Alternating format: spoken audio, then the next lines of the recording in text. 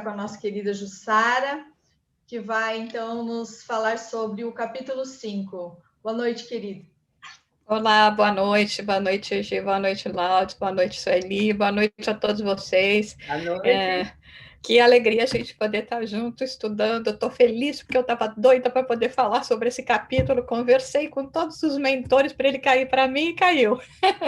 É um dos capítulos que me causou assim um pouco mais impacto no livro, né? Obviamente nós temos o livro inteiro é fabuloso, mas realmente nesse capítulo, como nós vamos poder ver hoje, eu vou tentar passar um resumo, porque depois as considerações vão vir da nossa querida Sueli a respeito desse capítulo. Então, nós continuamos com o Manuel Filomeno de Miranda, né? Então, ele já se encontrava lá na comunidade, né? E ele aí começa a ter o contato, quando ele vai ter o contato com a médium Malvina, com quem ele já havia cooperado e que era trabalhadora daquela casa, né? E ele começa, então, a explicar um pouquinho sobre Malvina, sobre a situação dela, sobre a situação do reencarne. E então a nossa pergunta é exatamente, né, quem foi a médium Malvina, né? O que esse capítulo nos explica a respeito da médium Malvina? Antes de nós falarmos exatamente o que temos nesse capítulo, nós gostaríamos de fazer um comentário, porque provavelmente alguns de vocês estão com essa dúvida, ou talvez venham a trazer a pergunta, porque foi cogitado, devido a algumas similaridades que nós podemos ler aqui, acabou intrigando muitas pessoas a respeito de se essa médium Malvina seria ou não o nosso querido Divaldo Pereira Franco, mas foi o próprio Divaldo que numa live respondeu que não é ele. Então, obviamente, nós vamos escutar o que o nosso Divaldo disse, que ele não é, então, a médium Malvina. A médium Malvina, ela... nesse capítulo nos fala de algumas encarnações que ela teve, até para que nós possamos entender melhor todo o conteúdo do que significa a existência dela hoje, do que significa o trabalho que ela vem realizar. Então, o Manuel Filomeno de Miranda começa, então, a dar uma descrição sobre ela, já dizendo que ela pertencia no século XII, né, a Ordem das Clarissas. Então, obviamente, nós sabemos a Ordem das Clarissas, que foi fundada por Clara de Assis, o venerando espírito de Joana de Ângeles, e ela trabalhou diretamente com Clara de Assis naquela época. No século XVI, quando ela realmente se complicou, né, ou complicou assim a sua existência, que nós vamos comentar um pouquinho para frente, quando ela era uma senhora católica de posses e acabou sendo dona de escravos e se comportou de uma forma muito cruel. No século XVIII, quando ela foi uma literata francesa, viveu na época da Revolução, a favor da Revolução, mas ela passou por um momento na sua existência muito complicado nesse século XVIII, porque com toda aquela questão da Revolução Francesa, ela acabou vendo o seu marido ser guilhotinado, e na mesma hora ela começou a sofrer algumas perseguições, e isso a levou, num ato de desespero, a cometer suicídio, pulando de uma ponte no Rio Sena, e então desencarna por causa do suicídio. No século XIX, obviamente, com consequências do próprio suicídio, ela acaba reencarnando novamente, morre muito cedo, mas nessa reencarnação, que foi uma reencarnação onde ela foi contemporânea, né, teria sido contemporânea de Kardec, do espiritismo, de todo o processo, né, e o envolvimento que acontecia na Europa dentro dessas questões do espiritismo, mas ela estava muito mais voltada para a fenomenologia, já que ela era uma médium de efeitos físicos extremamente pródiga, e não se ocupou da parte da reencarnação, o que naquela época foi muito comum, porque se nós lembrarmos que o próprio espiritismo, ele acaba sendo uma assim, vamos dizer, ele veio do que nós chamamos do moderno espiritualismo, mesmo onde não se considerava reencarnação, se considerava os fenômenos, mas não se tocava no aspecto de reencarnação. Então, era essa situação que Malvina apresentava nessa encarnação no século XIX. Com isso, ao retornar ao plano espiritual, e já, né, então, com o acúmulo das reencarnações, com os compromissos, né, os comprometimentos que acabou tendo para o seu espírito, ela se arrepende muito de não ter aproveitado melhor as possibilidades mediúnicas que ela foi favorecida nessa reencarnação do século XIX. Então, ela, durante o tempo em que ela se manteve na erraticidade, ela participou, então, de cursos, de terapias magnéticas, se preparando para uma futura reencarnação. Aqui é muito interessante, né? Porque, às vezes, as pessoas perguntam, mas quando a gente está no plano espiritual, a gente evolui, não evolui, aprende, não aprende, é só no plano físico? Então, nós vemos aqui, né, declaradamente, né, o espírito Manuel Filomena de Miranda nos falar que ela passou por todo um período de preparo, de aprendizado para uma nova reencarnação no século XX, onde ela reencarnou num lar bastante humilde, mas com uma mediunidade muito acentuada, e devido aos seus compromissos do passado, né, os compromissos que naturalmente, né, nesse planeta todos nós temos, ela reencarnou também sofrendo graves disposições orgânicas, entre elas o que o espírito nos fala que seria um reumatismo infeccioso que lhe dá muita, muita dor. Com isso também, devido aos compromissos, né? Porque durante todas essas encarnações, obviamente ainda não aproveitando todas as possibilidades, seja através do catolicismo, seja através do contato pelo espiritualismo, ela acabou se comprometendo também com alguns espíritos. E hoje, então, nos fala Manuel Filomeno de Miranda que nessa reencarnação, além de ela vir numa condição de bastante humildade, ou melhor, de pobreza, né? Que às vezes a gente, humilde não tem a ver com pobreza ou com riqueza, né? Um estado de espírito que nós encontramos dos dois lados. Então, às vezes fala, aquela pessoa é humilde. Não, humilde é outra história. Nós vamos falar, então, aqui mais claramente com dificuldades, né, de recursos materiais, mas com muito, muito desejo mesmo, com muita abnegação, para que dessa vez ela pudesse fazer as coisas certas. Só que o passado vem atrás de todos nós. Então, obviamente, muitas entidades, muitos inimigos que ela fez no passado, agora estariam presentes aqui para a cobrança, e estariam realmente, de uma certa forma, levando a sofrimentos atrozes através de difamações, de suspeitas, que eles queriam realmente que ela não conseguisse lograr não somente o próprio crescimento espiritual, mas também tudo que o seu trabalho levaria em relação ao crescimento espiritual das outras pessoas que o seu trabalho pudesse estar impactando.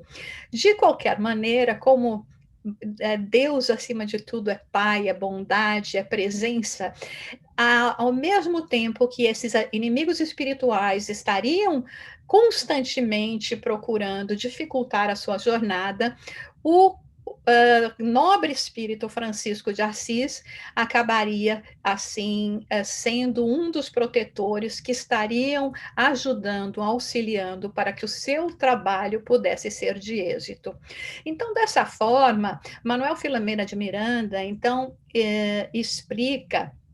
começa a explicar que ela sofreu, que essa questão dos problemas, principalmente físico, das dores físicas que ela passava, tem sido assim, né, bastante difícil, porque como, vamos dizer, vamos dizer, a doença, a deficiência não necessariamente seria visível, mas mais em termos de dores, então é o que sempre acontece quando nós vemos pessoas que acabam se destacando no seu valor na comunidade, de trabalho, de dedicação ao bem, sempre vem aquela pergunta, puxa, mas essa pessoa trabalha tanto, faz tanto bem, por que que sofre? Cadê Deus? Por que que Deus não ajuda?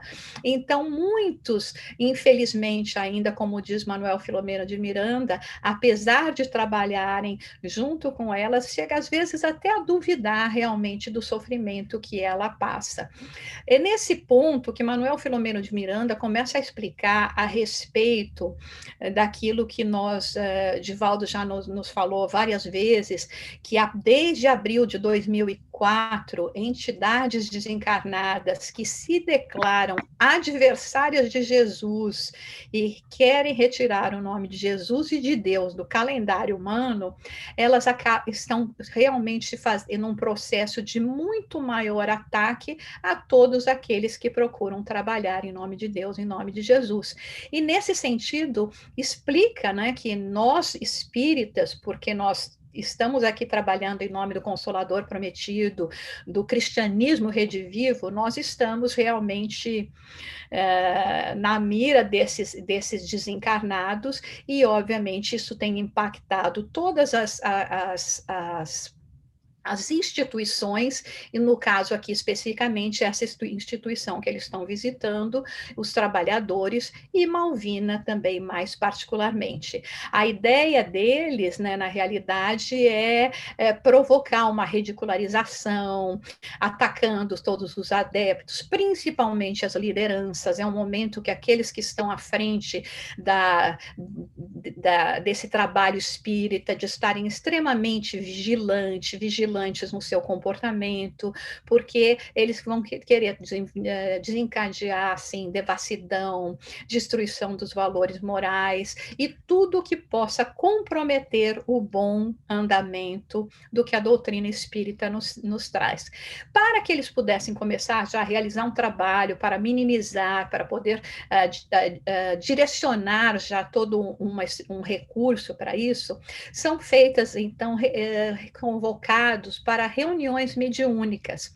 Então, vai acontecer, nesse capítulo nos conta de uma reunião mediúnica, aonde essa especificamente, a médium Malvina estaria recebendo, ou estaria sendo atendido justamente um irmão muito desajustado, que era o obsessor, um dos obsessores, um espírito extremamente obstinado, insolente, que procura realmente utilizar de todas as técnicas de vingança para destruir o trabalho da médium.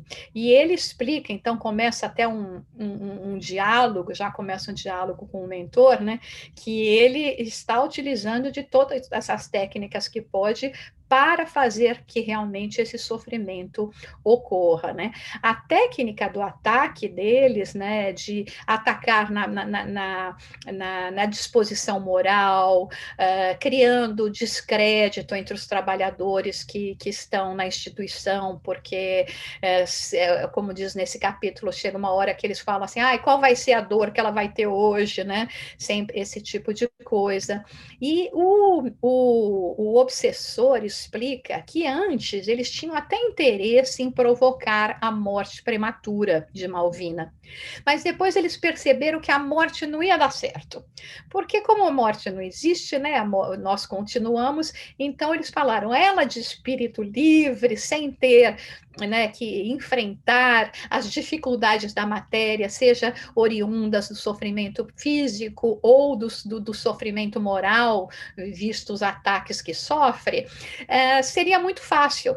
Então, e ela seguramente continuaria, uma vez desprendida do plano espiritual, trabalhando e cooperando com aquela casa. Então, eles desistiram de provocar a morte e continuaram só nesse ataque mesmo, para desmoralizar a médium, tirar o ânimo do trabalho, né? Esse espírito, né, que nós nessa altura podemos perguntar, puxa, mas eu estou curiosa, quem é esse espírito, né? Eles não nos contam, pelo menos no escape, não contam o nome desse espírito, mas diz que é um espírito que ele era grego, vivia na cidade de Patras, e que ele estava em uma batalha, que é a Batalha de Lepanto, que aconteceu em Corinto em 1571, e que do lado dos otomanos. E essa batalha foi feita entre os otomanos e a Liga da Santa Católica, um conflito naval que, segundo descreve, né, relatam, morreram 15 mil otomanos e 9 mil cristãos, e que as águas do Golfo ficaram vermelhas como nunca antes se viram por causa do sangue derramado. No caso, ele foi capturado, ele não foi morto nessa batalha e foi levado à escravidão. E justamente ele foi escravo da médium Malvina, que na época era essa senhora católica, e que o tratou com muita crueldade, inclusive que acabou levando ele a um desencarne. E nessa situação, então, ele diz que várias vezes, né, isso nós temos que lembrar, ocorreu no século XVI, nós estamos falando de coisas agora de 4 séculos após, né, do século XX, que em várias ocasiões ele tentou encontrar a médium, tentou influenciá-la, não dá mais detalhes, mas que agora finalmente ele a tinha sobre as suas garras e queria realmente, nesse sentido, destruí-la. Essa entidade, então, no momento onde está ocorrendo essa reunião, pelo estado mesmo da própria entidade, e muito irritada, né, num certo momento, ela entra passa por um estado até que nós chamamos de licantropia ou zootropia, onde o espírito, obviamente, momentaneamente, perde o seu aspecto humano e adquire um aspecto lupino, né, um aspecto do lobo, daí o nome de licantropia, né, do lobo, e ao mesmo tempo que ele assume esse aspecto, né, nesse momento, ele convida outras entidades maléficas para poder fazer um ataque generalizado naquele momento e realmente impedir que qualquer progresso pudesse ser realizado. Então, várias entidades assim também com estado lamentável acabam aparecendo né, nesse momento, e ele querendo que essas entidades atacassem todos os que estavam envolvidos nesse tratamento, nessa reunião mediúnica, mas como a treva nunca vence a luz, neste momento, onde estava assim toda aquela energia espiritual se adensou em vista, né, da disposição interior desse espírito, desse obsessor, e a presença dos outros que ele convocava, é quando o venerando espírito Eurípides Barçanufo aparece nimbado de claridade espiritual. Então, na forma como Manuel Filomeno de Miranda apresenta e começa a descrever, que nós podemos imaginar nesse querido nobre espírito Eurípides Barçanufo, na hora que ele chega com aquela sua ascendência moral, com o amor que exala do seu coração, né, como desnimbado dessas claridades espirituais e acompanhado por vários luminares da espiritualidade, ele se dirige a esse espírito num tom de extremo amor e de extrema doçura, dizendo: meu irmão, Jesus o busca. O mestre já o busca há muito tempo e agora é o momento preparado que já esperávamos para você retornar ao nosso rebanho, ao rebanho do Cristo, de Jesus, que é amor, e misericórdia. No momento em que ele fala isso e que imediatamente a sombra se dissipa, visto a presença desses irmãos de luzes, aparece também, chega um venerável espírito que teria sido um dos rabinos terrestres, né, atendendo já também o chamado, a convocação de Eurípides, e acaba recolhendo essa entidade, desligando essa entidade do espírito de Malvina também, e a levando para uma sinagoga espiritual, aonde ele poderia recomeçar a sua trajetória. Como Manuel Filomeno de Miranda depois escreve, né, a cena, o quadro, perante aquela presença, perante a figura impositiva, mas impositiva pelo amor, pela radiação luminosa que colocava de Eurípides Barçanufo, todos os outros que ele convocou, aqueles espíritos também em condição de muita tristeza, imediatamente sentiram-se tocados, levados ao choro, e muitos deles também puderam ser recolhidos para serem realmente assistidos. E dessa forma nós vemos então a beleza, né, do que é uma reunião mediúnica, do que é um trabalho no bem, do que é nós estarmos realmente conectados com a espiritualidade maior.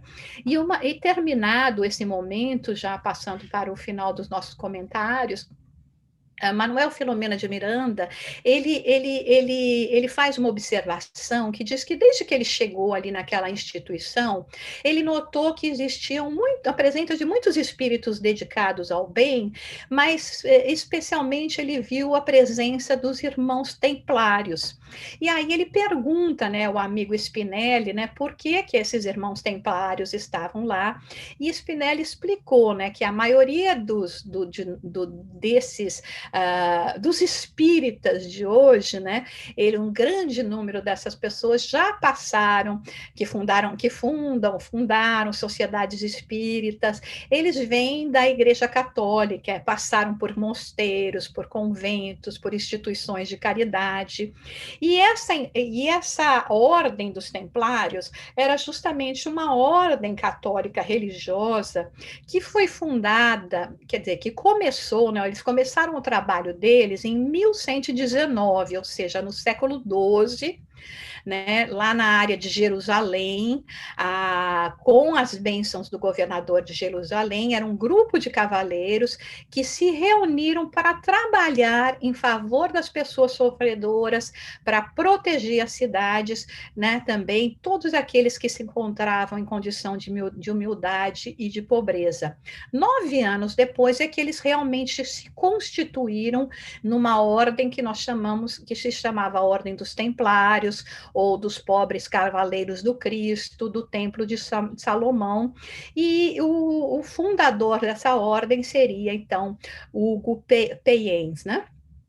Mas, como eles começaram a realmente realizar um excelente trabalho, eles acabaram, né, todos aqueles que realizam bons trabalhos, que espalham a luz, que procuram realmente realizar o bem, eles acabaram despertando muita inveja, porque, obviamente, com esse trabalho do bem, muito se falava a respeito do benefício deles, da presença deles, e começou, então, a criar um desconforto nas outras correntes dentro da Igreja Católica, a ponto de que, em 1307, o rei Filipe IV da França tomou uma ação contra eles. Aqui é um parêntese que é muito interessante. O rei Filipe IV da França, ele era neto de São Luís, de Luís IX, o espírito protetor de Kardec, e que nós vemos, né, em várias comunicações, em toda a obra que Kardec nos dá. Então, você veja, né, nem com o avô desse jeito, com o avô, né, com o espírito dessa grandeza, nós vemos esse neto apresentar, assim, tremenda crueldade.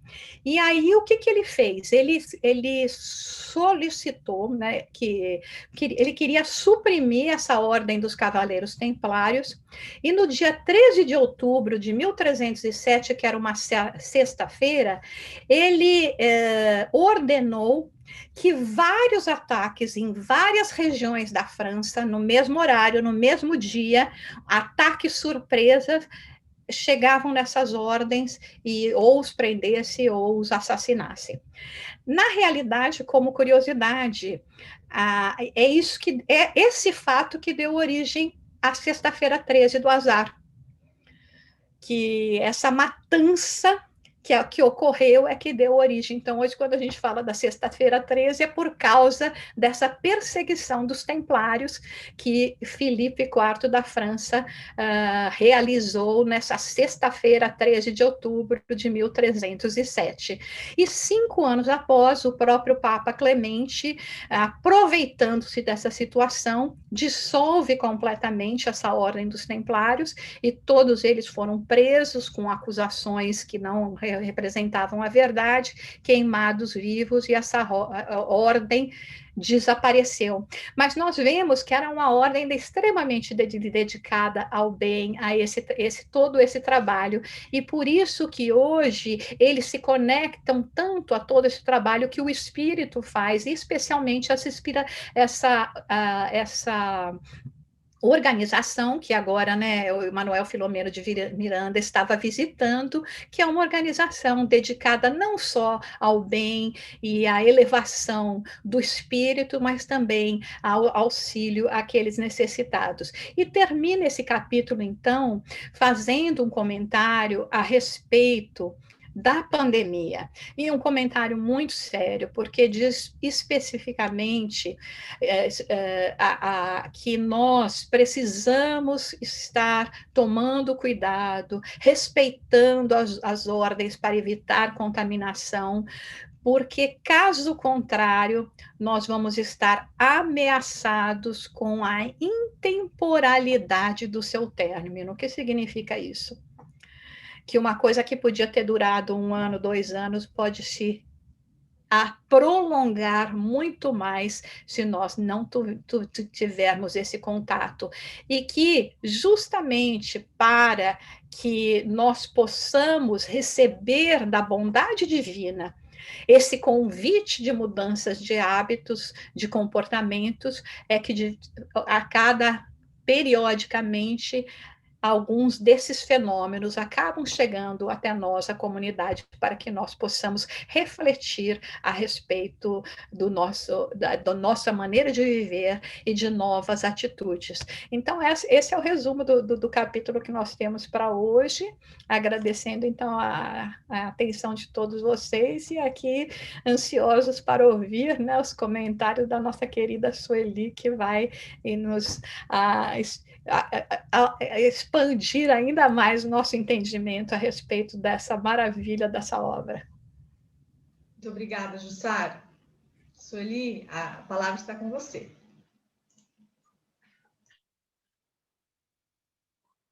Queridos irmãos, boa noite a todos. É uma alegria continuarmos aqui, não é, nesse estudo semanal. E com isso nós nos enriquecemos muito.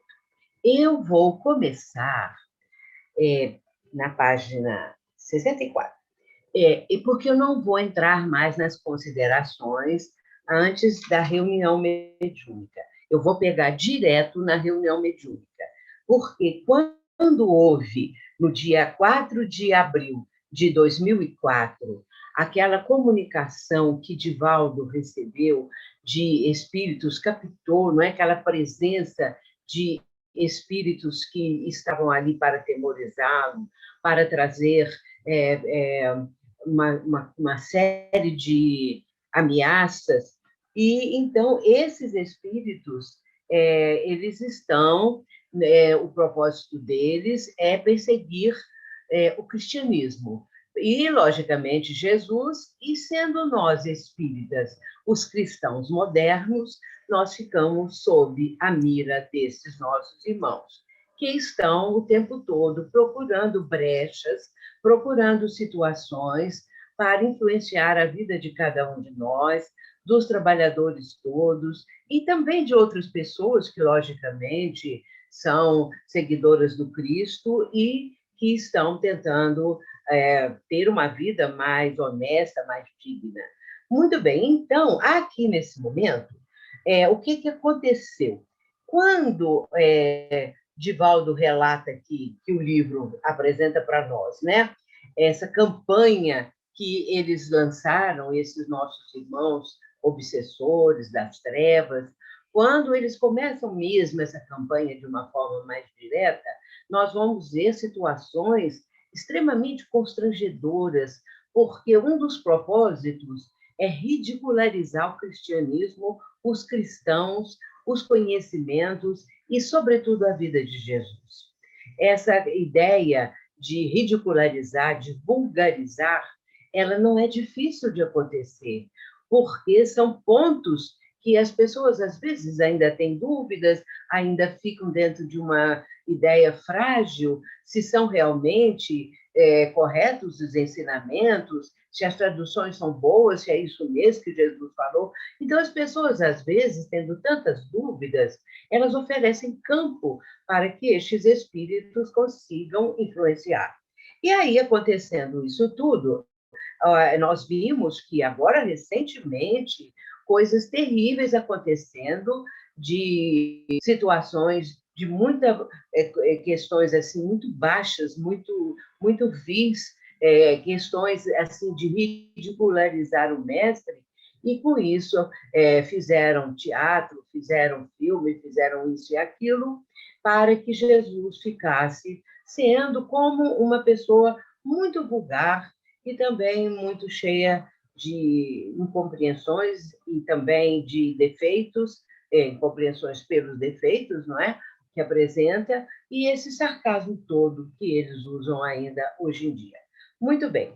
A partir daí, foi resolvido realizar-se uma reunião mediúnica. E o irmão Gracindo, sendo o mentor da reunião ali, da instituição, ele vai levar Manuel Filomeno de Miranda e a equipe que estava ali para ajudar, alguns encarnados em desdobramento, porque depois a gente vai ver que Malvina, por exemplo, estava ali em desdobramento e outros mais, não é? Aí, muito bem, então a reunião vai acontecer e logo de imediato, assim que eles prepararam tudo, aqueles primeiros momentos de uma reunião mediúnica, e logo em seguida, trabalhadores da casa trouxeram um espírito que deveria, então, ser aquele comunicante da noite para o atendimento.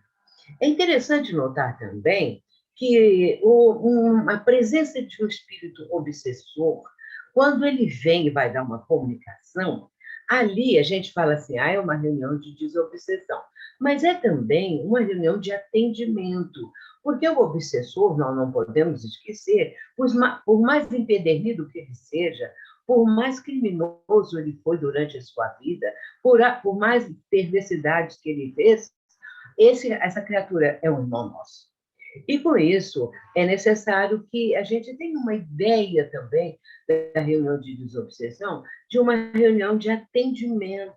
Podíamos quase dizer assim, um atendimento fraterno, espiritual, para que nós possamos, então, os participantes da mediúnica, oferecer o máximo àquelas entidades que se comunicam, porque quando a gente vê um obsessor muito trevoso, vamos dizer assim, não é? Muito inferior, muito atrasado, muito perverso, que zomba ou que faz ameaças, ele é o mais sofredor. É um espírito que sofre muito, que sofreu muito e carrega este sofrimento, que ele tenta, de todas as maneiras, encobrir com a maldade, com a perversidade, descontando na sociedade aquilo que ele viveu, que ele passou. E, no caso aí, descontando do Cristo, porque achavam que na Idade Média, posteriormente, aquelas perseguições da Inquisição, todas feitas em nome de Jesus, que Jesus era o culpado e, logicamente, talvez que até Jesus engendrou aquilo tudo. Muito bem, então é interessante que o Espírito vai se comunicar, e nós, é claro, aqui temos um cabedal de conhecimentos, de coisas para a gente poder aproveitar bem a situação, mas o tempo é muito curto e nós não podemos passar por cima de apresentar, vamos dizer, várias conversas e argumentos, que os argumentos são interessantíssimos, tanto do espírito comunicante como do mentor que está atendendo. E, posteriormente, depois, também a chegada de Eurípides e esses espíritos todos, conforme a nossa querida Jussara ela apresentou, aliás, de forma brilhante e de forma bela, como ela é. Então, nós vemos aqui, não é, o espírito já de momento inicial, ele vai falar aquilo que ela disse, que a Jussara disse, que o propósito era matar a Malvina. Mas depois eles chegaram à conclusão que fazê-la sofrer dia a dia, minuto a minuto, era muito melhor, que eles ficariam mais felizes, digamos aqui, né? Por vê-la assim, do que levá-la ao óbito, e com isso o que aconteceria? Ela ficaria numa posição espiritual boa pelo sofrimento, e eles ficariam sem ter aquela oportunidade de se vingar dela. Então, vai acontecer que começa o diálogo, não é? E aí nós temos vários pontos que poderíamos ressaltar. Entretanto, eu quero falar também um pouco a respeito da reunião de desobsessão. Porque, às vezes, a gente fala assim, é uma reunião de desobsessão, mas nós temos que verificar como se processa esse tipo de trabalho. Às vezes, é uma reunião onde a mediúnica não é de desenvolvimento, digamos assim. A reunião de desobsessão, ela tem características próprias e também é muito necessário que a equipe que trabalha na reunião tenha certas características, porque senão o trabalho não tem o resultado que se espera, que se propõe, que se tenta alcançar. Quando a equipe é coesa, quando as criaturas são todas elas muito dedicadas, quando elas são assíduas, aí vou abrir o parênteses, porque muitas vezes as pessoas gostam da reunião, vão à reunião, mas falham muito. Ah, se tem um aniversário em casa, não pode. Ah, se tem não sei o que lá, não sei o que, não pode. A marca dentista, marca médica, exatamente naqueles horários. A gente deve procurar do horário da reunião, né? A gente deve procurar, já que temos as possibilidades que os médicos, que o dentista, o que seja, possa oferecer para a gente, um pouco mais cedo, um outro dia, porque nós temos que reservar esse horário religiosamente, no sentido assim, de fazê-lo de uma forma bastante assídua e bastante constante. Muito bem. Então, a assiduidade é fundamental. Continuando. Nesse caso, os participantes precisam se amar. Os participantes precisam ter uma estima muito grande entre eles. Se um não gosta do outro, acabou. Porque aí vai haver o choque vibratório, que ninguém está sabendo, mas que um emite para o outro. Então, é preciso que haja esse cuidado. Eu me lembro quando Manuel Filomeno de Miranda lançou seu primeiro livro, Nos Bastidores da Obsessão, e depois Grilhões Partidos, isso nos anos 70. Acontece que, nessas obras, ele vai falar algumas coisas que, à época, a gente ainda não falava, como isso que eu acabei de dizer. Todos devem se ajudar mutuamente, porque, às vezes, você ajuda o cara que mora não sei quantos quilômetros de distância, em outro país, em outra cidade, em outro estado, mas você não ajuda aquele seu companheiro que senta do seu lado na reunião mediúnica. Ah, porque não pode, porque senão ele vai ficar mal acostumado. O cara, por exemplo, o nosso irmão, por exemplo, não tem mais o emprego, perdeu o emprego. Aí, temos que ter cuidado. Será que podemos mandar para ele uma cesta básica mais surtida? Não pode, porque senão é isso, porque senão é aquilo. Então, a gente vê nossos irmãos, especialmente esses ligados à reforma, não é? Nossos irmãos evangélicos, eles se ajudam muito, muito mesmo, quando um está desempregado, quantos estão empenhados em ajudar para a criatura arrumar emprego, e também essa questão de subsistência, de ajuda. No meio espírita, nós temos também que ter esse cuidado. Vamos ajudar a pessoa. Se você pergunta, mas não vai perguntar a ela, você quer uma cesta básica? Não, que isso, não preciso. Então, a gente tem que ter cuidados, critérios, para que nós possamos fazer isso de uma maneira suave, de uma maneira fraterna, da melhor forma possível. E isso vai fazer com que, Manuel Filomeno Miranda fala isso, que nós devemos ser amigos e ajudarmos-nos mutuamente. Se o companheiro está com a esposa, por exemplo, hospitalizada, se está precisando disso ou daquilo, nós podemos oferecer para aplicar passes, nós podemos oferecer para isso ou para aquilo, porque eu ajudo uma pessoa que mora lá na Cochichina e não ajudo o meu companheiro que está sentado ao meu lado. Por isso, esse livro dele, esses dois, tratam muito desses assuntos assim, e a época foi assim fantástico, porque eram detalhes ainda não divulgados, comentados. Isso eu estou falando dos anos 70. E aí foi quando nós começamos a nossa presença junto, quer dizer, a presença, ao contrário, de Manuel Filomeno de Miranda em nossa vida, em nossas reuniões. E aconteceu que nós os chamávamos de MPM, porque o nome é mais comprido, então a gente falava o MPM, ele fala, eu vou contar agora como que foi que eu conheci o MPM. Conheci entre aspas, né? Então, o MPM era, já naquele momento, nosso querido.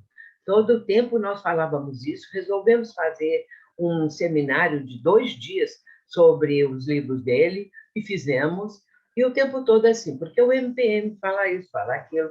E eu, então, na época, dirigindo esse grupo, esse departamento da nossa casa, ainda era no Centro Espírita Ivon Costa, não era ainda na casa de Ana de Anjos. Então, aconteceu que eu resolvi escrever uma apostila.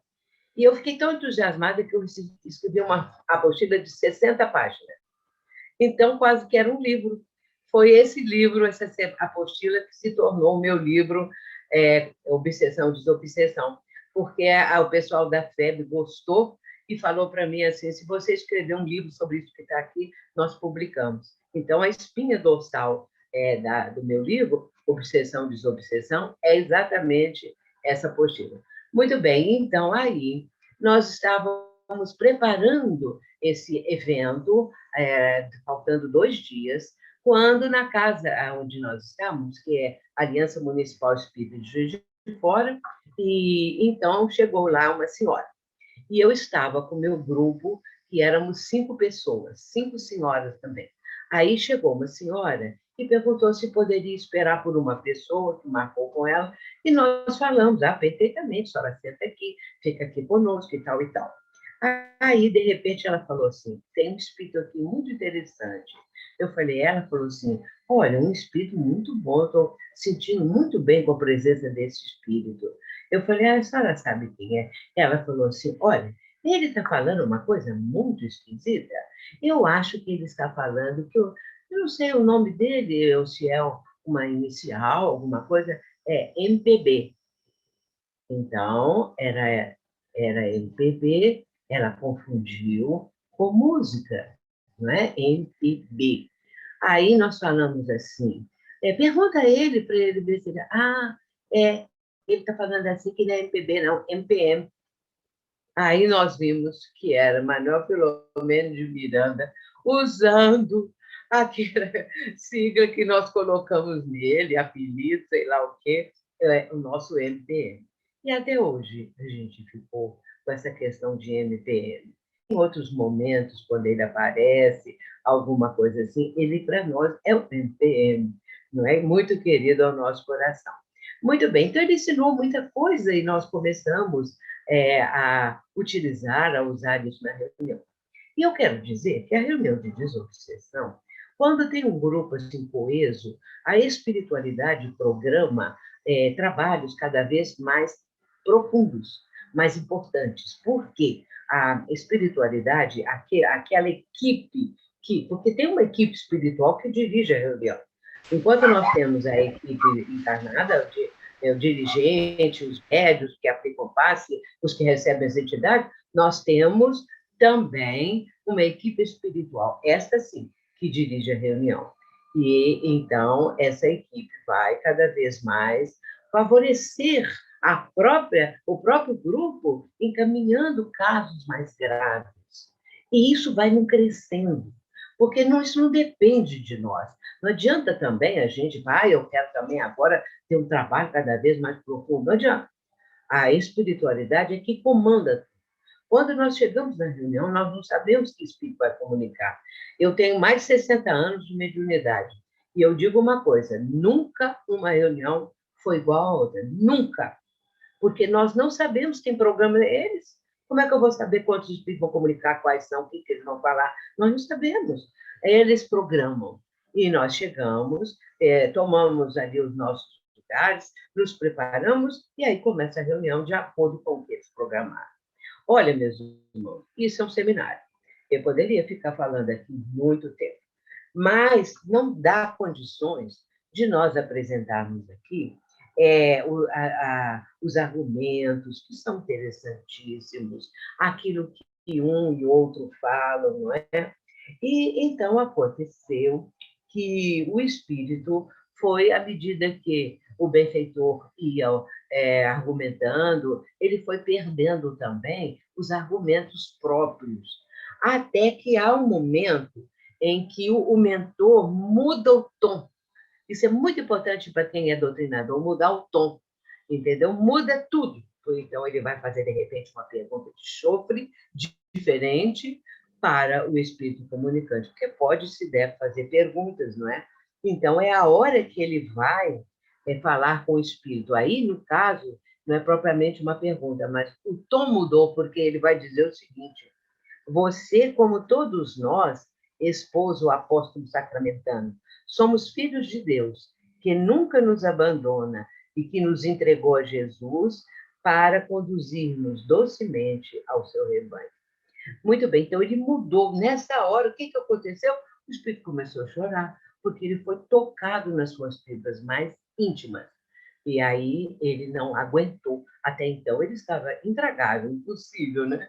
Aí, de repente, ele começa isso. Então, Eurípides Barçanufo, esse espírito tão amado também por todos nós, vai conduzir ali o final do trabalho, quando o espírito do Rabino, né? O espírito que era Rabino aqui na Terra, ele vai acolher o espírito naquele condição ainda muito tenebrosa, não é? E vai levá-lo. E esse espírito, então, foi encaminhado.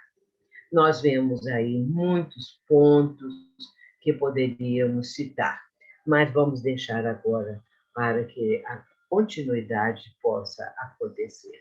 Muita coisa ainda poderíamos falar. Um dia nós vamos fazer, então, um seminário sobre isso. Ficamos 2 dias falando sem parar desse assunto.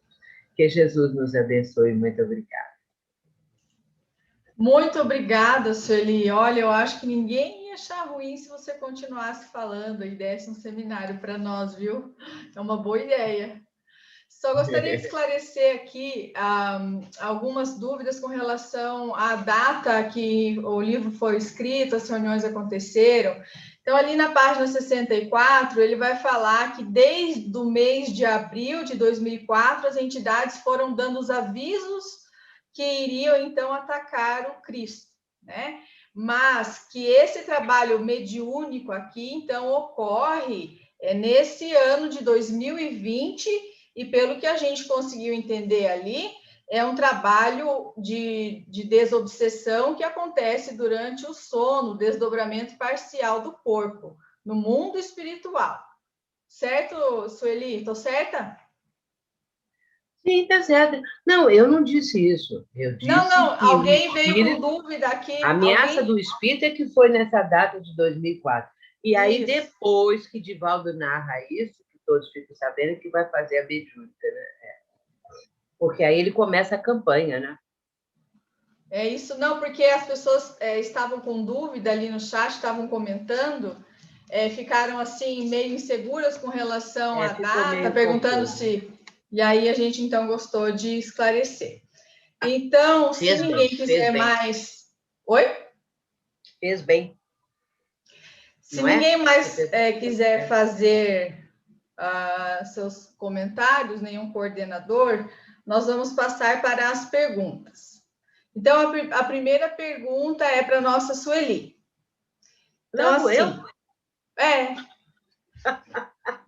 emendar. Acabei de Quer que eu falar. passe para outro? Quer que eu passe para Minha outro? filha, eu acabei de falar, deixa eu tomar fôlego. Tá bom. Então, a gente volta para a Jussara. É porque eu sou tímida. Sem problema. Jussara, a pergunta chegou assim. No capítulo 1, página 21, e no capítulo 5, os benfeitores fazem referência aos inimigos do bem disfarçados em servidores, que usam de argumentações odientas e vulgarização dos ensinos. Observamos que muitos desses têm se colocado na posição de líderes e também se utilizado do púlpito e das mídias para falar. Como os servidores do bem, aqueles que já estão despertos, devem se posicionar diante desta realidade? Poderia falar um pouco do que está sendo considerado, entre aspas, conservador e, entre aspas, progressista em nosso meio? Pensando em termos de leis morais, não parece que se tem deturpado a ideia da lei de progresso, intitulando o que é conservador como ultrapassado, portanto, deve ser desconsiderado? Essa pergunta também é excelente, daria até mais do que um seminário para a gente responder, mas nós vamos responder em menos de 5 minutos. Pensando primeiro, para que nós pudéssemos convidar a todos a sermos caridosos nos nossos julgamentos e exercitarmos também a tolerância em relação aos nossos irmãos. Porque se de uma forma, hoje, nós estamos realmente assistindo isso acontecer, muitos daqueles que se declaram espíritas, com ideias assim equivocadas, porque no nosso nível ainda de inferioridade, nós temos aquilo que, né, nos deixamos muitas vezes levar pela nossa teoria do achismo, né, daquilo que nós achamos que nós sabemos mais, que nós temos a melhor resposta para como fazer essa disseminação, que nós é que sabemos como vamos chegar nos nossos irmãos e causar mais impacto, que a coisa está muito lenta, que se nós assumíssemos, quem sabe, um outro linguajar, um linguajar mais moderno, uma postura que fosse eventualmente aquela do bezerro de ouro, né? Porque nós vamos amoldar o espiritismo de acordo com as nossas ideias, de acordo com as nossas inclinações e possibilidades de realizarmos, ao invés de querermos tê-lo como meta para subir os degraus necessários no nosso estado evolutivo. Então, nós encontramos aquilo que Kardec já falava muitas vezes, e ele faz essa explicação. Ele escreve um artigo na Revista Espírita, gente, nós temos que ler a Revista Espírita, pelo amor de Deus, como diz Kardec, como diz Divaldo, quem não leu a Revista Espírita, os 12 números, não pode nem dizer que é espírita ainda, é Divaldo falando, não é Jussara, não. Nessa Revista Espírita de março de 1863, ele faz um comentário que é o seguinte, ele escreve um artigo que se chama Os Falsos Irmãos e os Amigos Inábeis, porque ao mesmo tempo que ele está dizendo que existem aquelas pessoas que vêm de acordo com essa questão que nós estamos falando agora, que elas estão deliberadamente trabalhando contra o espiritismo, existem aqueles que, dentro da sua boa vontade, mas do seu entendimento limitado e achando que eles têm melhores formas, assim a gente podia até dizer do pobre coitado do Judas, né? Judas olhava para Jesus e falava, mas Jesus é muito humilde, é muito coitadinho, assim ele nunca vai se transformar em rei, eu tenho que dar um empurrãozinho aqui. E o que ele fez? Foi lá, né? Vendeu, se vendeu, aceitou né, as moedas lá dos fariseus, porque ele achava que não, aí Jesus vai fazer, agora Jesus vai ser obrigado a se mostrar, não respeitando o tempo, não respeitando aquilo que é necessário para que o progresso vá ocorrendo verdadeiramente de dentro para fora. Então, Kardec fala que essas pessoas que ele chama de amigos inábeis do espiritismo, eles são mais prejudiciais à causa espírita do que os próprios inimigos, do que os próprios irmãos que estão deliberadamente querendo destruir. Então, nós temos que tomar muito cuidado, porque, de novo, nós vamos encontrar duas categorias: aqueles que estão fazendo deliberadamente, por questões até como nós falamos na ordem dos templários, porque as pessoas, aqueles trabalhadores do bem têm se destacado, têm feito um bom trabalho, então eles procuram encontrar falha nesses trabalhadores, e vão encontrar em muitas, porque não tem como a gente não ter falha. E aqueles que, então, assumem essa ideia de que eles sabem melhor como fazer, e isso vem dentro dessa ideia do progressista, né? Como nós sabemos, espiritismo só tem um. Não tem espiritismo kardecista, não tem espiritismo de outra forma, não tem progressista, não tem conservador, só tem um espiritismo, né? Agora, as pessoas que querem colocar a sua marca registrada dentro do espiritismo é que estão agindo de forma incauta. Qual deveria ser a atitude do servidor do bem? Isso é uma coisa que eu também já ouvi muitas vezes do Divaldo, porque de vez em quando, acho que muitos de nós aqui vai lá chorar nos ombros dele, né? Agora, à distância, mas a gente continua indo chorar nos ombros dele.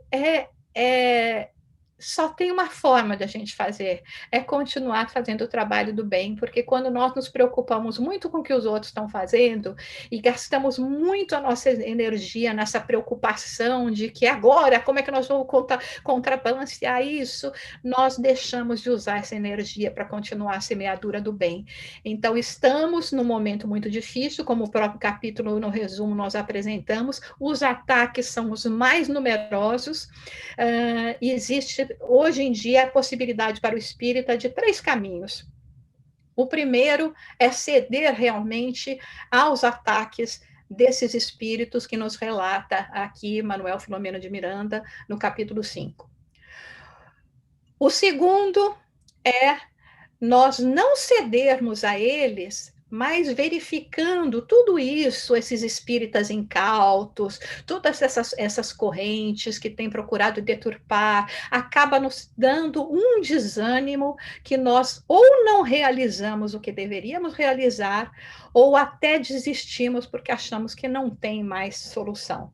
E o terceiro é seguir com sacrifício, com sangue, suor e lágrima. Nenhum dos 3 parece muito interessante, né? Os 3 nos trazem sofrimento, só que em um deles nós saímos vitorioso com a vitória daqueles que trabalham pelo Cristo. Então, o melhor de tudo, qual a melhor maneira de nós diluirmos a treva, como foi falado nesse capítulo também, quando as sombras se adensam, só tem uma maneira de nós mudarmos essa energia, essa psicosfera ao nosso redor, que é justamente com o exercício do bem, com a chamada das luzes para o nosso lado. Então, que sigamos preocupados com o que temos que realizar, e a cada um segundo as suas obras. Maravilha, Jussara. Muito obrigada. Estamos entusiasmados aqui com a sua resposta.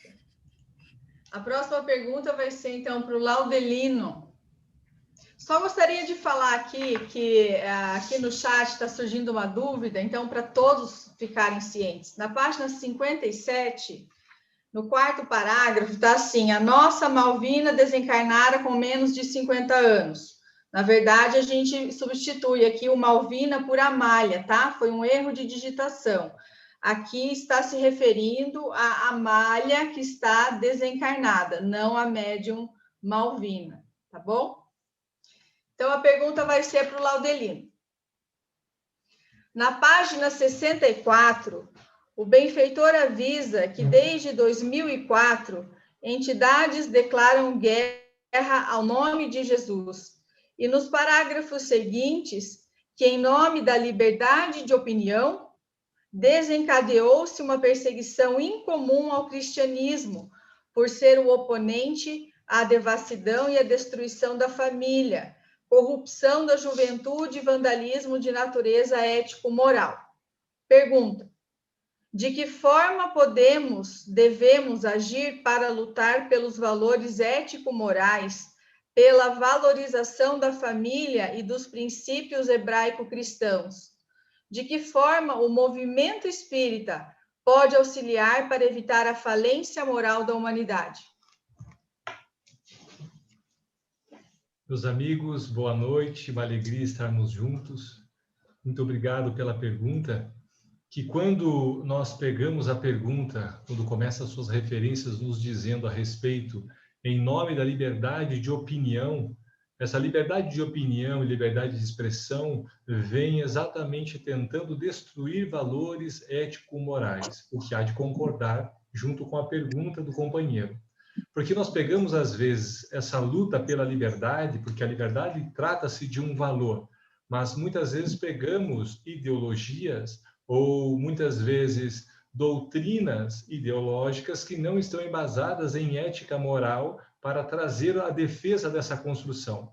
O valor da liberdade, às vezes, de uma ideologia marxista, ateísta, nihilista, trata-se exatamente a desconstrução de princípios ético-morais na sociedade.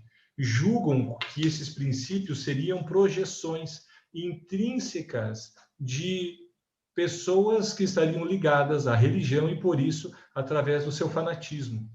Desta forma, eles tentam lutar por essa desconstrução para tentar gozar da sua liberdade plena. Tentam infiltrar-se diretamente na cultura, como vemos as atrocidades, não só dentro do Brasil, mas em muitos outros países.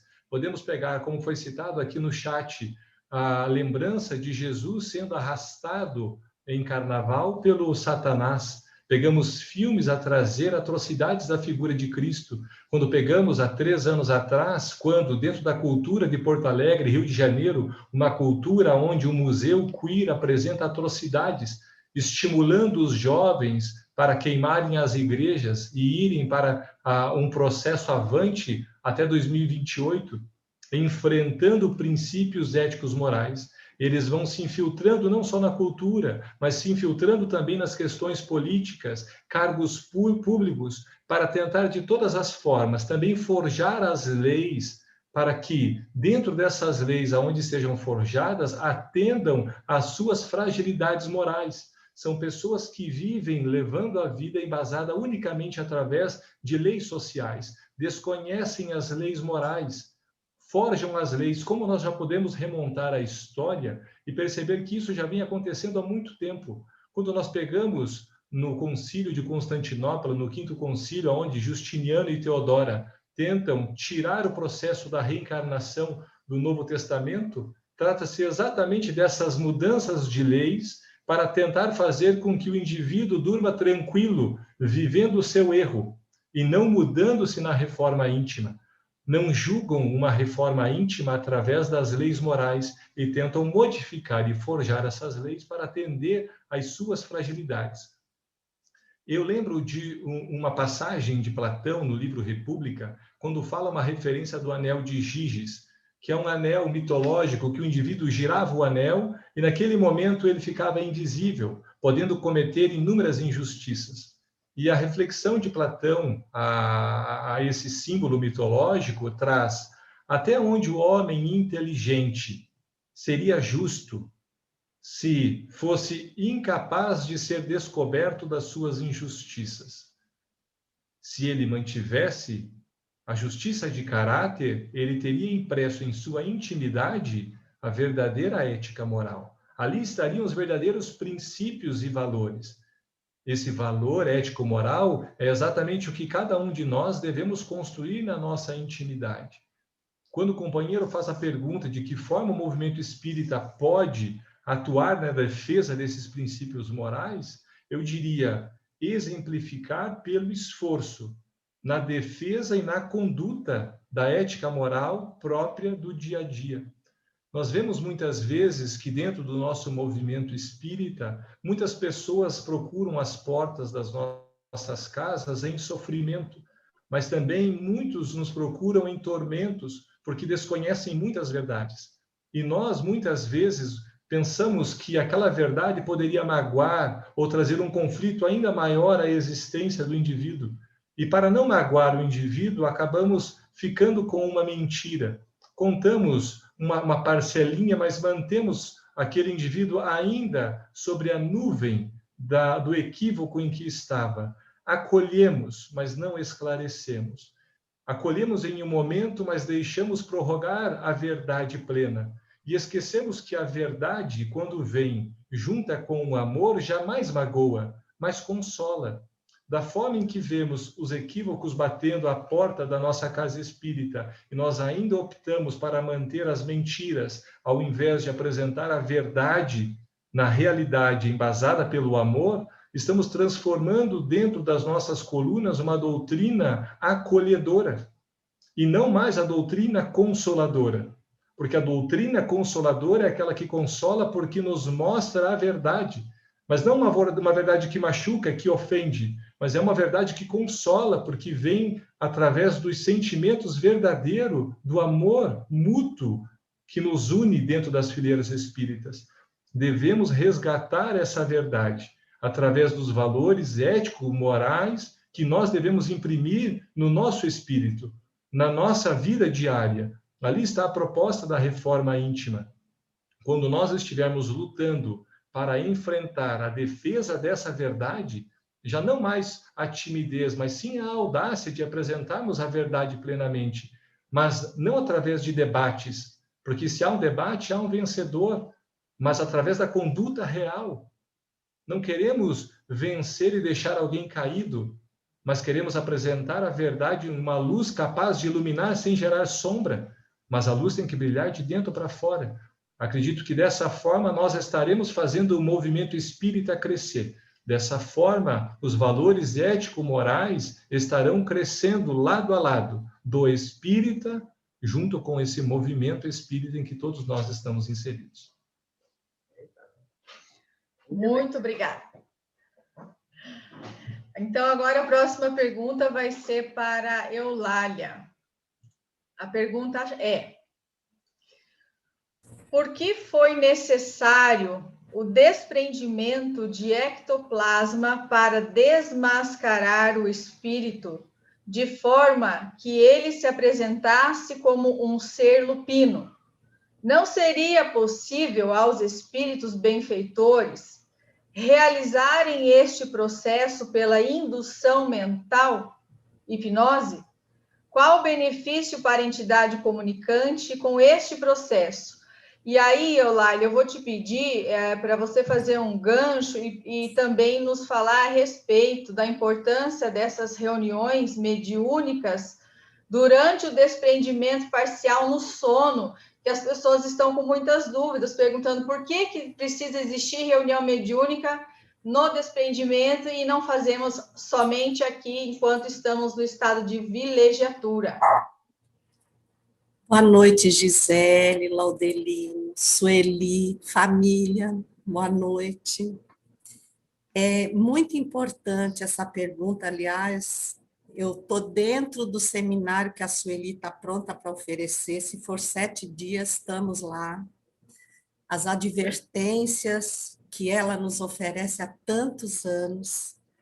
E aí eu tinha sugerido no grupo a leitura do livro Nos Domínios da Mediunidade, exatamente no seu capítulo 28, que fala das materializações, dos efeitos físicos.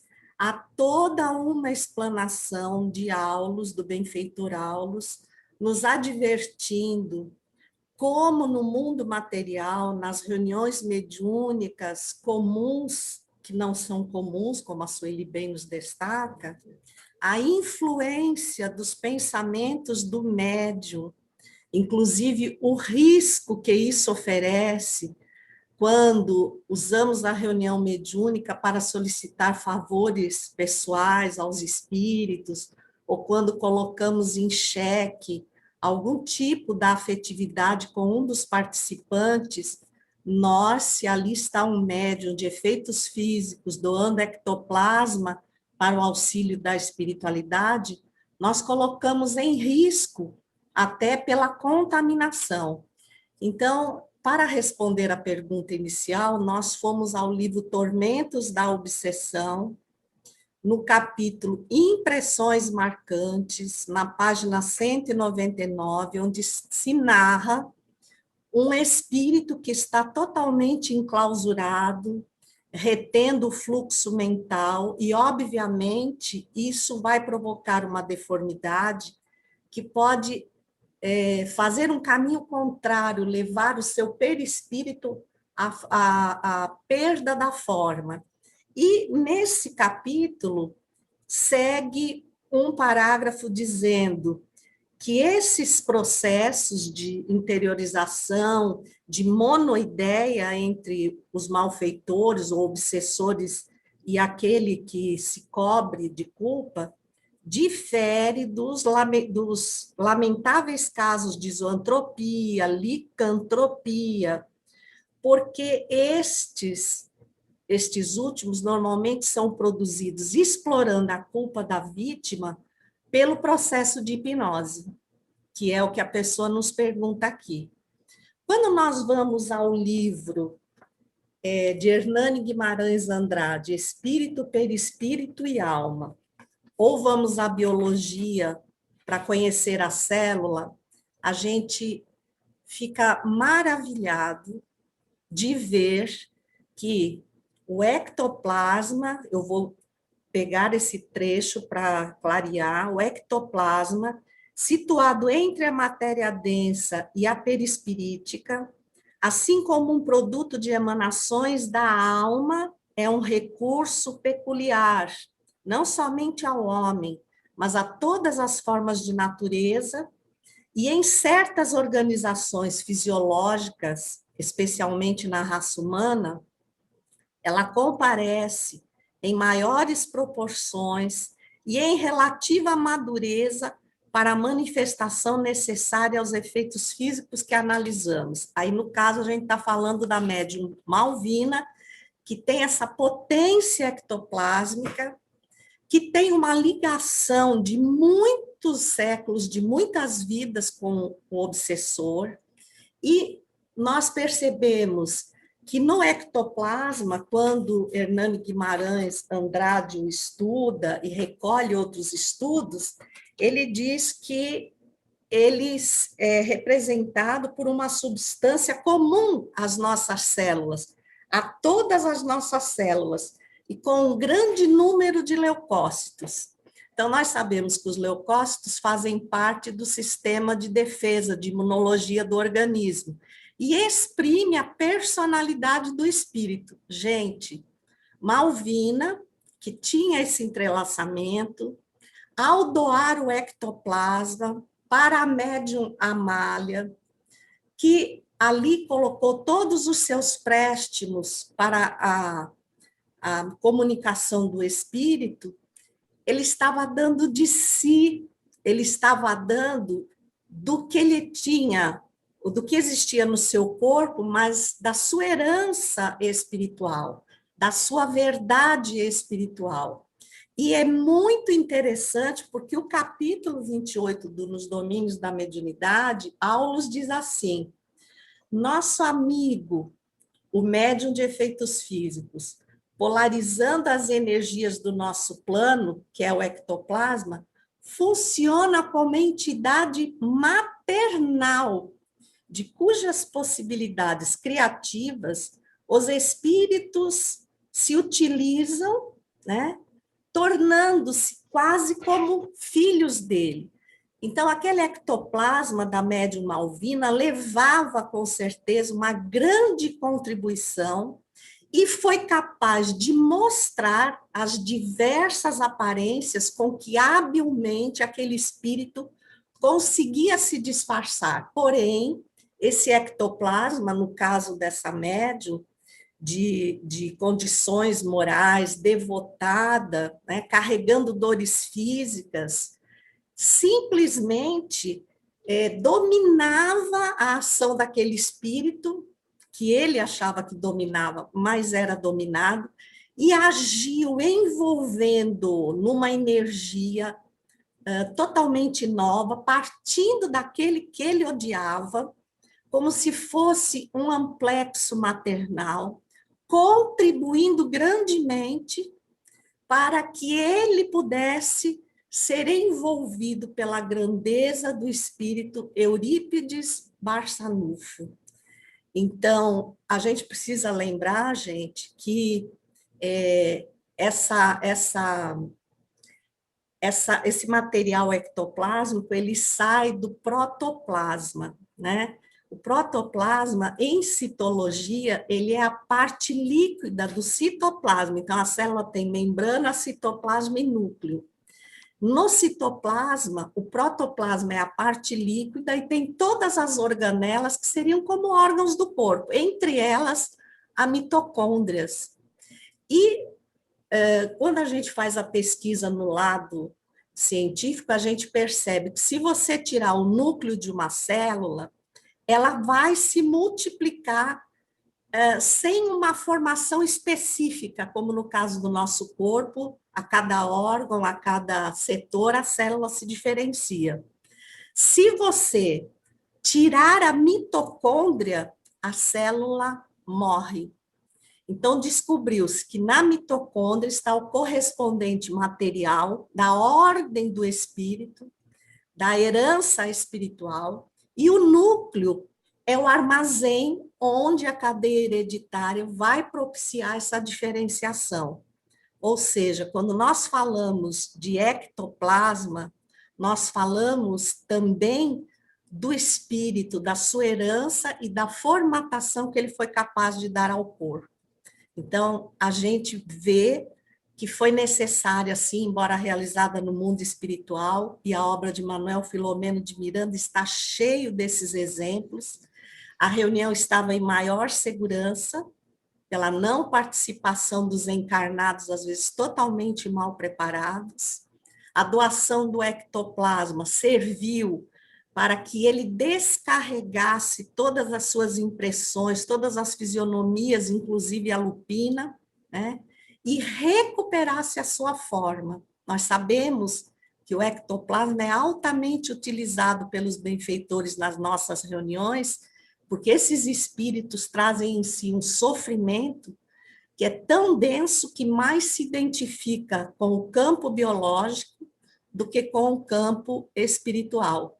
Então, o ectoplasma, que está entre esses dois mundos, serve e muito para amenizar as dores. Eu agradeço, espero que tenha sido clara, mas fico à disposição.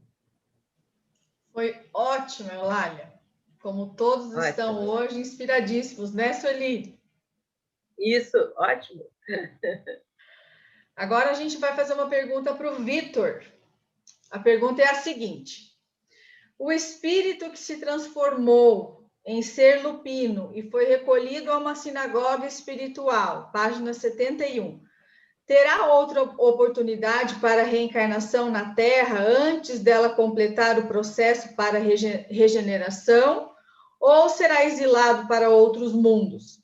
Se estes espíritos justiceiros, entre aspas, né, permanecerem reencarnando aqui na Terra, podemos dizer que o processo de regeneração está muito mais longe do que pensamos? Bom, boa noite a todos, nosso abraço fraterno. Realmente, essa pergunta aí pressuporia que a gente estivesse também na coordenação do processo de regeneração, porque essas datas escapam à nossa compreensão, né? A gente fala muitas vezes em um período que isso vai acontecer. Mas no caso desse espírito lupino, né? Vamos prestar atenção nessa questão do lupino, porque ele vai ser trabalhado posteriormente. Esse espírito, o Manuel Filomeno ficou tão impressionado com essa reunião que ele procurou logo no capítulo seguinte, é porque eu já li o livro umas 2, 3 vezes, então eu não quero dar spoiler, né? Mas o que acontece? O Manuel Filomeno, assim, ficou fascinado com aquilo que aconteceu e procura o Spinelli numa visita que eles estavam fazendo no hospital. E lá no intervalo da visitação, ele achou a oportunidade e perguntou ao Spinelli justamente essa questão do porquê que aquilo aconteceu, etc.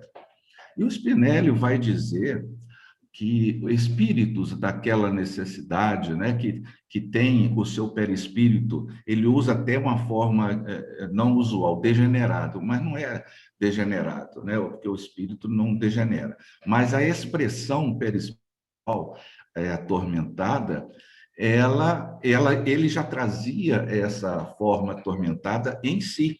E, ao contrário, a forma humana é que ele usava como máscara, porque, na realidade, ele tinha tanto ódio, ele foi destilando tanta raiva da Malvina durante os períodos, né, que, se não me engano, ela também teve vinculação com ele em outras situações, outras reencarnações. O que acontece? Esse espírito não é de uma hora para outra que ele vai poder reencarnar.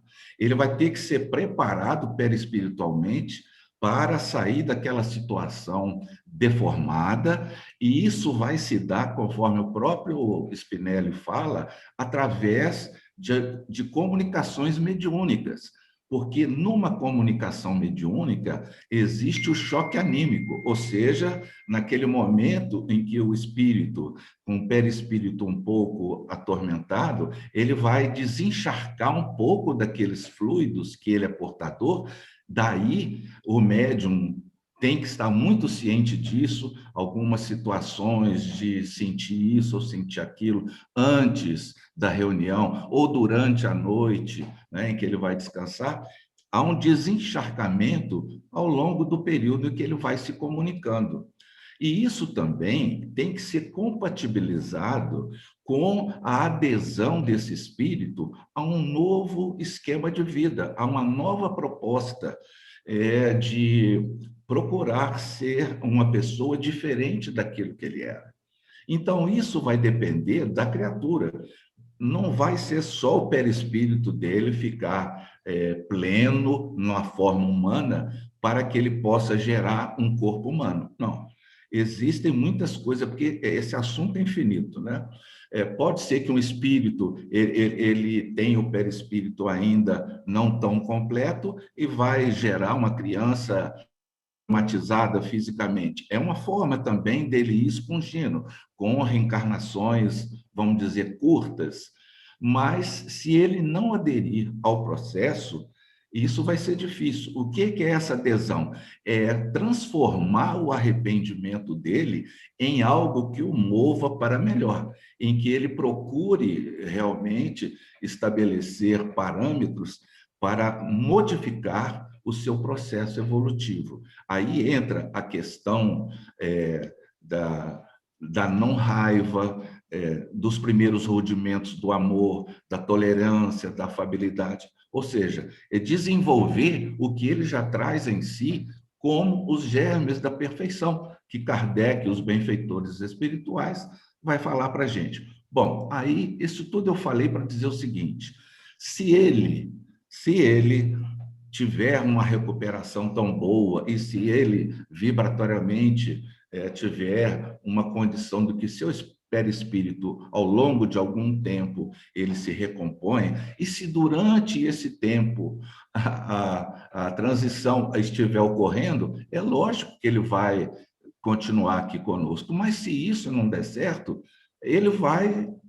Se ele, quando fala der certo, no sentido dele não adotar a postura de se melhorar, ele vai continuar nessa situação, mas não agora fora da transição, porque a Terra só admitirá entre seus habitantes aqueles espíritos que tenham tendência ao bem, que vibratoriamente estejam numa sintonia com uma situação de paz, de procura do melhor. Os espíritos que não estiverem coadunados nessa sintonia, automaticamente não vai ter porteiro nenhum impedindo, eles não vão poder reencarnar. É o que aconteceu na época lá de um dos orbes de Capela. Jesus recebe um grande contingente e eles vieram. Até hoje, segundo o Emmanuel fala em A Caminho da Luz, existem capelinos entre nós. Isso tem 5, 6, 7 mil anos. Então, não é? Então, depende, é uma pergunta muito genérica. Se eles aderirem a um programa de melhoramento, eles vão permanecer aqui. Marcelo, a pergunta que chegou foi assim: na página 74, o benfeitor afirma que os descuidos e desrespeitos estabelecidos para evitar-se a contaminação têm aumentado os prejuízos causados e surgem ameaças para a intemporalidade do seu término. Pergunta: diante desta afirmação do mentor, é correto afirmar que as vacinas atualmente produzidas não serão suficientes para fazer com que a humanidade volte ao seu ritmo equilibrado? Como fazer entender que a pandemia é convite rigoroso à mudança de hábitos e de comportamentos? Quais hábitos e comportamentos devemos mudar? Marcelo, fica tranquilo se passar 5 minutos do tempo, tá? Pode ficar à vontade. Perfeito, perfeito. Primeiramente, gostaria de agradecer muito a todas as formulações e as perguntas que foram feitas, desde o resumo até todas as outras respostas que foram excepcionais. Muito obrigado pela oportunidade de estarmos aqui. Vejo aí 2 perguntas. A primeira, se teríamos vacinas suficientes para toda a população. Eu quero crer que as vacinas que estão sendo produzidas sobre o patrocínio, sobre os auspícios dos diversos governos, dos diversos laboratórios, poderão alcançar esses números satisfatórios para que possa abraçar a população. Logicamente que isso vai estar determinado, vai ser diretamente proporcional ao nível de empenho que cada governo, que cada povo tenha nesta relação. Logicamente, temos os nossos karmas individuais e os nossos karmas coletivos, mas iremos orar, todos nós estamos orando, para que os governantes e os agentes sanitários possam trabalhar de forma diligente para que os medicamentos, as vacinas possam estar aí disponibilizadas. Não temos como responder se haverá vacinas para todos. Vamos orar para que tudo isso possa acontecer e os governantes possam ser devidamente inspirados pela espiritualidade maior para tomarem as decisões adequadas neste sentido. Na segunda parte, na segunda pergunta, acredito com relação à intemporalidade, ou seja, será que quanto tempo vai durar esta pandemia? Todos nós estamos sujeitos às leis de causa e efeito. A semeadura é livre, como a gente já conhece, mas a colheita será, sem dúvida, obrigatória. Então, nesse sentido, nós estamos sujeitos às nossas ações, às nossas situações muito íntimas, muito peculiares. Há uma lei de ação e reação, há uma lei de causa e efeito que está aí posta, e a gente vai percebê-la muito bem colocada no livro 3º do Livro dos Espíritos, falando a respeito das leis morais. E a dor, eventualmente, vai nos bater à porta, porque a dor é uma lei de equilíbrio, uma lei de educação, né? Leon Denis já trazia no livro O Problema do Ser, do Destino da Dor, que a dor vai muitas vezes nos bater à porta, e a dor é como se fosse uma espécie de uma asa que vai alçar a alma que ainda é escravizada à carne, para que ela possa desprender-se e alçar voos mais altos. Visitando mais uma vez o Livro dos Espíritos, na Lei de Destruição, onde a gente vai encontrar flagelos destruidores, na pergunta 737, a gente vai olhar ali o que Kardec fez, a pergunta que Kardec fez aos benfeitores: com que fim Deus fere a humanidade por meio de flagelos destruidores, para fazê-la progredir mais depressa. E aí a gente vai, poxa, mas será que era preciso esse tipo de mecanismo? Né? Será que não tinha uma forma mais suave? Né? Alguma coisa mais acolchoada? E aí a gente percebe que os espíritos nos trazem que, muitas das vezes, estes flagelos destruidores acontecem para que o progresso que se realizaria somente em séculos, é como está ali na resposta, passe a acontecer em alguns anos. Mas isso vai depender da gente. Vai depender de como nós nos portamos. Eu vi aí, me facilitou muito a resposta a esta pergunta, porque todos os nossos queridos já trouxeram mais ou menos a resposta. Como é que estamos nos comportando diante desta fenomenologia, destes flagelos destruidores que nos bateram à porta, que nos batem à porta? Como bateram em diversas épocas da humanidade, para que a chacoalhada acontecesse. Será que a gente está ali tomando esse tipo de situação como um passeio pelo parque? Ou de forma séria, nos precavendo, para que nós não sejamos vetores de transmissão desta enfermidade, porque nós somos responsáveis. Pode ser que tenhamos um pouco mais de resistência imunológica, mas acabamos sendo aqueles que incubam o vírus e transmitimos aos nossos entes queridos e a outros pela nossa displicência. Vejamos que a lei de causa e efeito não está ali falhando, porque a cada ação que deflagrarmos, de forma consciente ou inconsciente, teremos um nível de responsabilidade maior ou menor. Mas, principalmente nós que somos cientes desta doutrina, que é consoladora, que é reveladora, que ela nos traz algo muito a mais, seremos mais ainda responsabilizados se formos nos comportar de forma inconsequente. Por isso, o padrão, o caráter de intemporalidade. Quanto tempo mais será que estes vírus vão estar aí permeando pela sociedade como uma forma de alerta para todos nós? Quantos de nós ainda emanamos pensamentos tão nefastos, tão complexos, potencializando estes vibriões psíquicos, porque o pensamento é matéria, e acabamos alimentando tudo isto. Será que estamos passando aí de uma forma muito displicente? Lógico que há uma responsabilidade por trás disso. Kardec segue na pergunta 738, né? Mas não tinha uma forma diferenciada para que nós pudéssemos aprender, ou seja, foram necessários esses flagelos destruidores. E aí os espíritos nos falam que a providência divina usa diariamente meios diferentes. Não seriam necessários os flagelos destruidores, mas nós não aplicamos estes meios. Ou seja, uma vez que já temos intelectualidade, racionalidade, capazes de diferenciar o bem e o mal, como os espíritos falam, mas nós constantemente aplicamos as questões do mau discernimento, da maldade e das coisas mais vis, potencializamos estes vírus. Hoje é o coronavírus. Quem sabe amanhã outros vírus, outras cepas, outras variações potencializadas pela nossa capacidade mental. Então, tudo isso precisa ser analisado.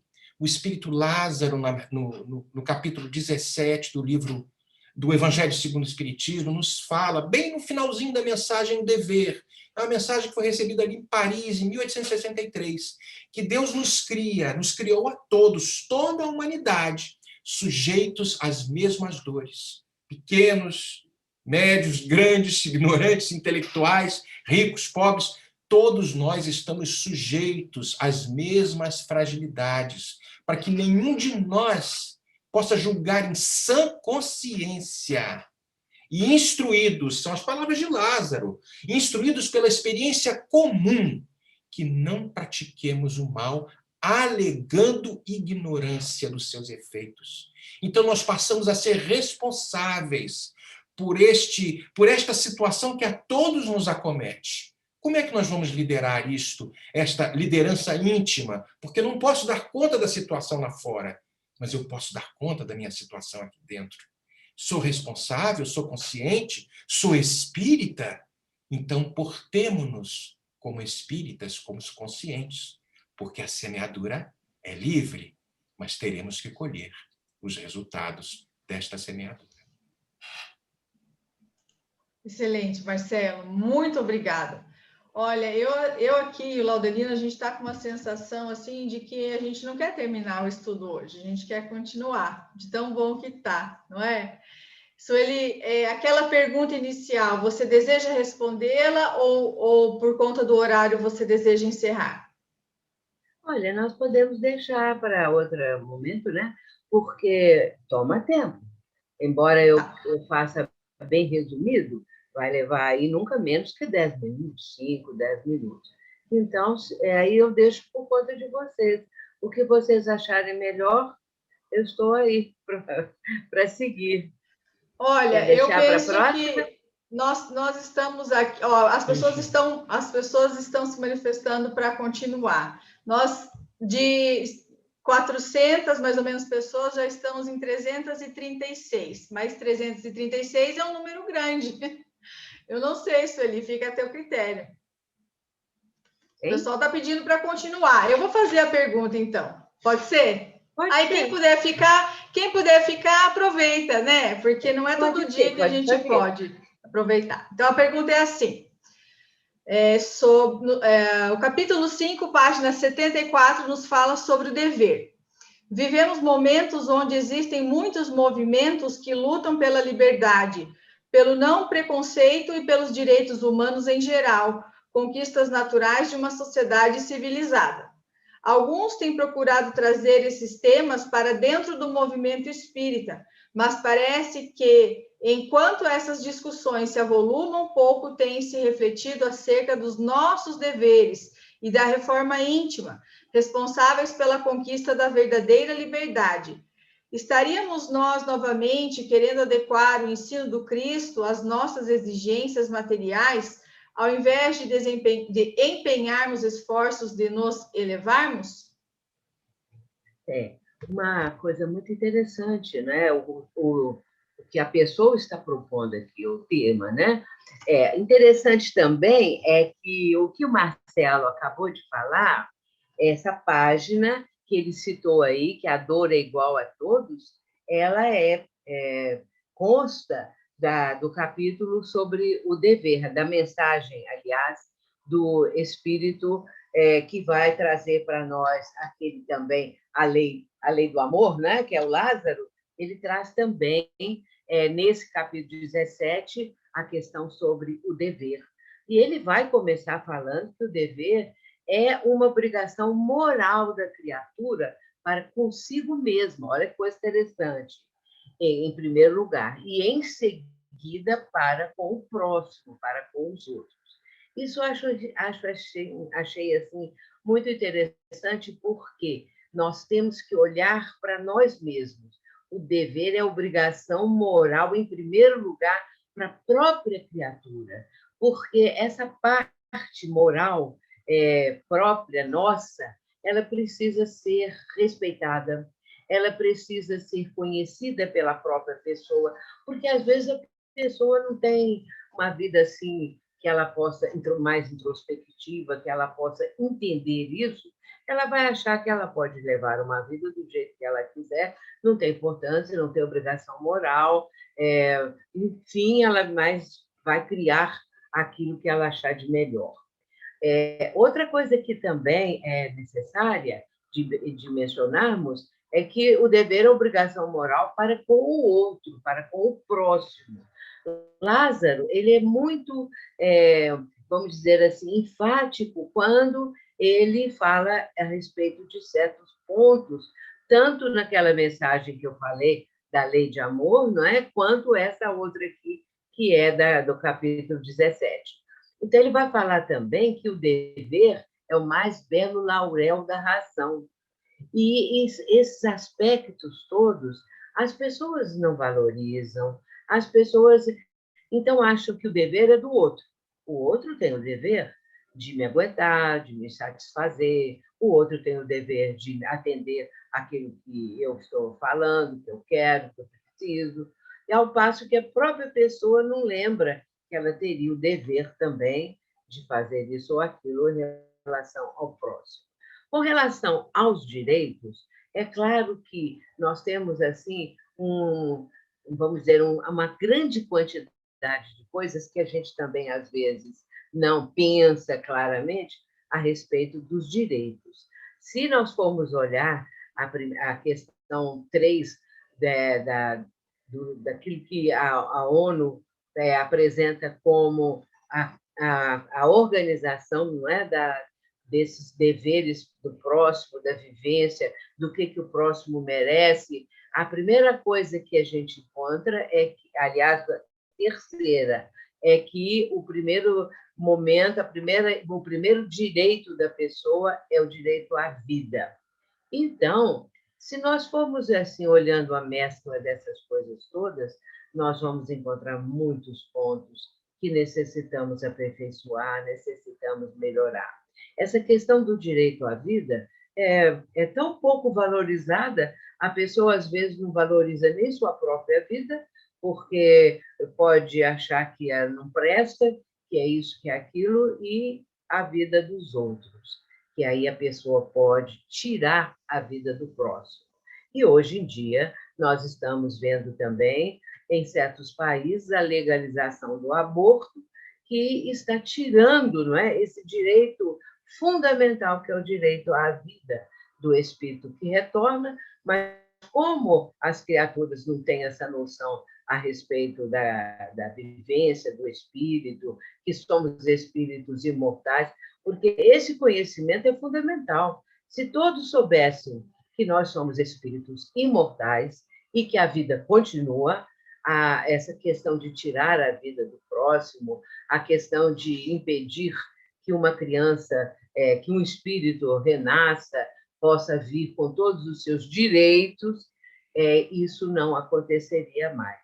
Estaria a vivência melhorando bastante. Então, por isso que é interessante a gente fazer essas considerações. Eu vejo aqui que Emmanuel, no livro Pão Nosso, ele diz o seguinte, em relação agora a deveres: cumpre os deveres que te cabem e receberás os direitos que te esperam. Isso aí a gente está vendo direito e está vendo também deveres. Então, nesse caso, a questão do aborto, por exemplo, a questão do criminoso, da pessoa que tira a vida do próximo por qualquer motivo, não vale nada a vida do outro, como também a própria vida da pessoa não vale nada. Então, a doutrina espírita, ela nos mostra essa questão de uma forma totalmente diferente e de uma forma muito avançada, muito bela, porque aí nós vamos compreender, vamos aprender que tudo vale, que toda a vida é importante, que os direitos são iguais a todas as pessoas. O Marcelo citou aí a questão de que a dor é igual para todas as criaturas, e é realmente assim. Agora, aí, se a pessoa não pensa nisso, se a pessoa não se incomoda, se a pessoa acha que a vida realmente não vale nada, ela vai tirar a vida do próximo, tirar a própria vida e também impedir que os direitos dos outros venham a ser respeitados. O respeito, ele, em relação de uma pessoa para outra, é muito importante. Nós precisamos respeitar a vida, respeitar o próximo, respeitar de todas as formas, respeitar os mais velhos. Assim, a questão do dever fica íncita nisso, né? De respeito, de sustentar a vida com amor, com dignidade. O Lázaro é um espírito fantástico, né? Quando ele escreve a respeito do amor, eu não vou poder deixar de falar uma pequena frase do Lázaro, que está na Lei de Amor. Ele fala assim, no meio do assunto: quando Jesus pronunciou a divina palavra amor, os povos sobressaltaram-se e os mártires, ébrios de esperança, desceram ao circo. O Espiritismo vem apresentar a segunda lei desse alfabeto divino, a reencarnação, que levanta a lápide dos túmulos vazios e trazem o espírito à nova vida. Portanto, isso tudo junto é o dever que nós devemos manter e o direito do próximo. Excelente, Sueli. Obrigada. Então, meus amigos, agradecemos mais uma vez a presença de todos, a colaboração de todos os coordenadores, o empenho nas respostas, esclarecimento de dúvidas.